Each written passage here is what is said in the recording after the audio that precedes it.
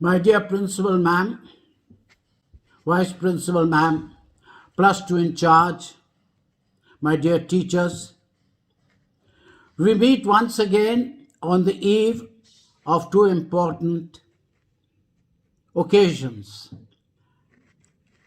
One is the birth anniversary of our first Prime Minister, the Honorable Jawaharlal Nehru, whose birthday we celebrate as Children's Day, and Diwali, the festival of lights, prosperity, and good health. So, a very good morning. I'm wishing all of you festive greetings. I make this address especially to my students. There was this doctor, A.J. Cronin. He was a very busy doctor in London when he was suddenly stricken with ill health at the young age of 33, and he was compelled to take a break. So, for rest, he went away to a quiet little village in Scotland, and there, denied every other activity, he decided to try writing a novel. Writing a novel was something he had long wanted to do. In the beginning, when he began writing, he found it fun. He was fascinated by the novelty and excitement of what he was doing, that is, writing a novel. But soon the novelty began to wear off. He found it difficult to express himself. He struggled for hours over a paragraph. He got helplessly lost and tangled in the plot.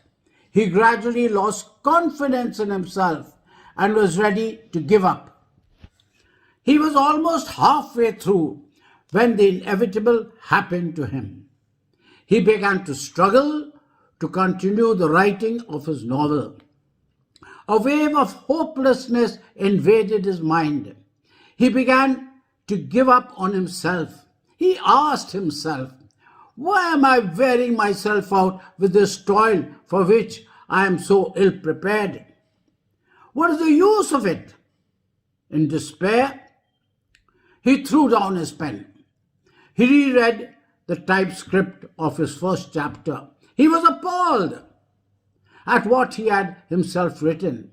He came to the conclusion that it was nonsense, that there was no worth in it. No one would appreciate it. He concluded that all he had written was sheer wasted effort, sheer futility. He decided to abandon the whole plan of writing. Abruptly, furiously, he collected up the manuscript. He went out and threw the manuscript into the ash can. Having done so, he felt mentally a lot relieved. So relieved that he took a walk in the drizzling rain. He felt somewhat satisfied that he had surrendered. As he walked along, he came upon an old farmer by the name of John Angus. John Angus, knowing that for Cronin to be a doctor, he had studied much, and so he held him in high regards, high respects. There was this old farmer, patiently and laboriously digging his patch of land to make it fertile. When Dr. Cronin told him what he had done with his manuscript, the old farmer's face slowly changed, and he looked at the doctor with disappointment and a queer sense of contempt. Then, in a measured voice, he told the doctor, "No doubt you're the one that's right, doctor, and I'm the one that's wrong. But you see, my father ditched this bog for all his days and never made it fertile. I've dug it all my days and I've never made it fertile. But pasture or no pasture, I cannot help but dig. For my father knew, and I know, if only you dig enough, a pasture will eventually be made. His words, resounding with determination and spelling out perseverance, stunned Dr. Cronin. It shocked the doctor to realize that this simple farmer had what he lacked, and that is a terrible stubbornness to see the job through at all cost. He soon realized that every challenge offers two roads. One, the comfortable road to give up, and the other, the arduous, the difficult one to success. He felt ashamed to realize that simple farmer had more of what it takes to succeed than he had as a man of letters. Dr. Cronin walked back, drenched, ashamed, and furious. He picked up the soggy bundle of his manuscript from the ash can. He dried it in the kitchen oven. He flung it on the table and then set to write again with a kind of frantic desperation. This time he made up his mind not to give up, not to be beaten, not to surrender. He wrote at a feverish pitch, harder than ever. At last, towards the end of the third month, he had completed his work, his novel. Having done so, a peculiar sense of relief crept over him. He felt a sense of emancipation, a sense of satisfaction, a sense of achievement that he had created his novel. Whether the book was good or bad or indifferent, he just didn't care. He felt elated that he hadn't given up, that he gave of his best. Then he selected a publisher and dispatched the complete manuscript and promptly forgot about it. Time drew near for Dr. Cronin to return to London. So he went around the village, saying goodbye to the simple folk who had become his friends. As he entered the post office, the postmaster handed him a telegram, an urgent invitation to meet his publisher. He took it and showed it first to the old farmer John Andes as an honor for being so inspirational to him. The name of the novel that Dr. Cronin had thrown away was called The Hatter's Castle. The Hatter's Castle. It was chosen by the Book Society. It was dramatized and serialized. It was translated into 19 languages. It was bought by Hollywood. It was sold to date some 3 million copies.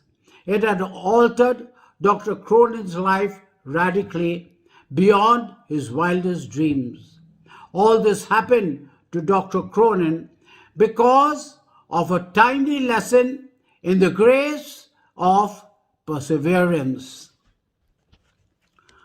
But the lesson this story offers you, my dear Karenites, goes deeper still. Often in life, you'll be prompted or attracted towards a new career, a new enterprise, a deep desire to further your studies for better prospects, or a yearning to give form and substance to an innovative idea. It's then, at the initial stage, you'll be very enthusiastic about the novelty or newness of it all. You'll thoroughly enjoy the ride until you're almost halfway there. And then, And then roadblocks will appear within you. Your interest will begin to wane. Your mind will conjure up mountains out of molehills. You'll doubt your own ability. A heap of negative thoughts will invade your mind. You would have reached what is rightly termed as the plateau stage in your efforts, in your venture. This is the stage where you'll find yourself typically, as the ancient sailors would say, caught in the doldrums. But this is where you are actually just a heartbeat away from success, if only you knew. A wave of low self-esteem will pervade your mind. Like a bolt of lightning, you'll be struck with disbelief in your abilities and your capabilities. You'll be tempted to throw down the gauntlet. If you shall find yourself in such a situation, remember how Dr. Cronin closely followed the advice of the old farmer. He dug in his heels. He resolved not to waver one bit. He pursued his task to the very end. He persevered, come what may. So don't let fear get you down. A world of possibilities is waiting for you out there for the taking. Your hidden talents will come to your rescue and will reveal who you really are. You will bask in the glory of your achievement. Remember that the virtue of all achievements is victory over oneself. Those who know this victory can never know defeat. So let it be with you as a true Karenite, persevere to the end.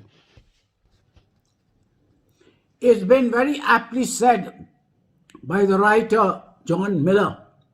I quote, "If you have the courage and the perseverance, you will reach your goal."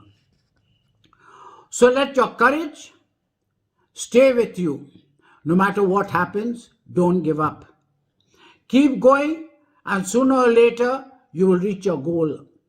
I do hope, like Dr. Cronin succeeded in writing his novel, The Hatter's Castle, his experience will inspire you this Diwali to illuminate your mind, to blaze the trail to your castle of achievement, giving us all good reason to wish you happy Children's Day, followed with a glorious Diwali. And when you get there, do let your principal ma'am, your vice principal ma'am, your +2 in charge, your teachers and I know about it. We'll surely be there, not just to applaud you and to congratulate you, but to celebrate you in making your dreams come true. So once again, happy Children's Day, and may it be a bright and prosperous Diwali for all of us, and all of us join you in celebrating at St. Karen's. Jai Hind.